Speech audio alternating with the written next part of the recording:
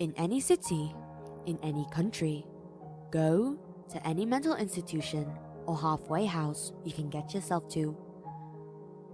When you reach the front desk, ask to visit someone who calls himself the holder of wisdom. The desk clerk will chuckle and guide you to an empty room. They will hand you a key and tell you to wait some time in the room until you hear a bell ring. When it rings, you will have to lock the door through which you entered. Wait until a second ring, then unlock it. Once those instructions have been carried out, the door will open all by itself and reveal a long hallway. Every conceivable color painted onto the walls, ceilings, and floor. Follow the hallway until you hear a little girl singing.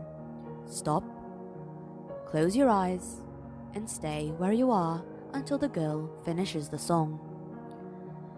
If you fail to remain perfectly still, run. Run back to the door through which you came as fast as you can.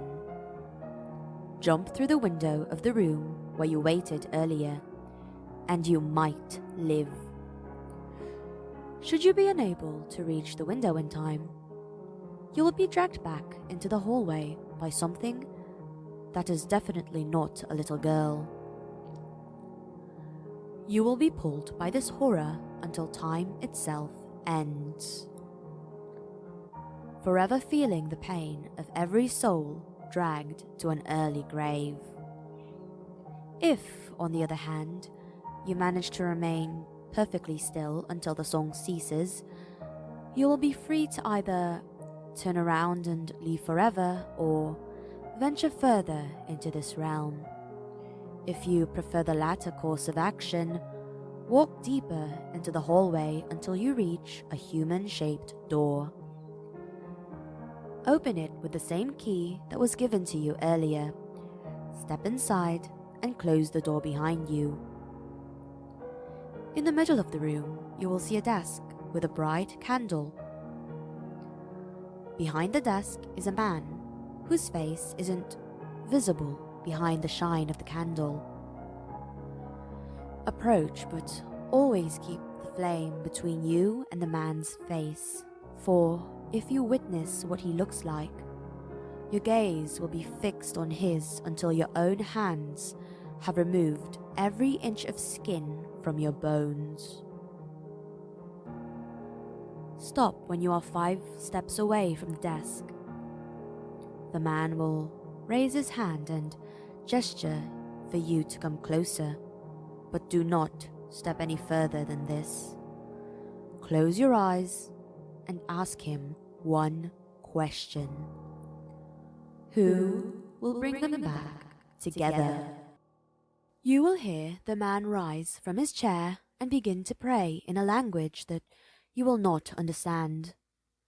After 2 minutes, you will hear a name. If you hear Anubis, then you had best utter your own prayers in the short time you will have to do so. But if it is Thor you hear, then you may open your eyes. You will see the man's severed head lying on his desk, still speaking. After another 3 minutes, his prayers will cease, and he will tell you how you will die. He will describe every minute detail of your horrible death, and you will be unable to move or react while he explains your end. Lastly, he will describe the one who will steal your life away from you and go into such detail as to why it is necessary that you yourself will question which would be worse, you being murdered or you being allowed to continue to live. Eventually, the head will end its ghastly tale.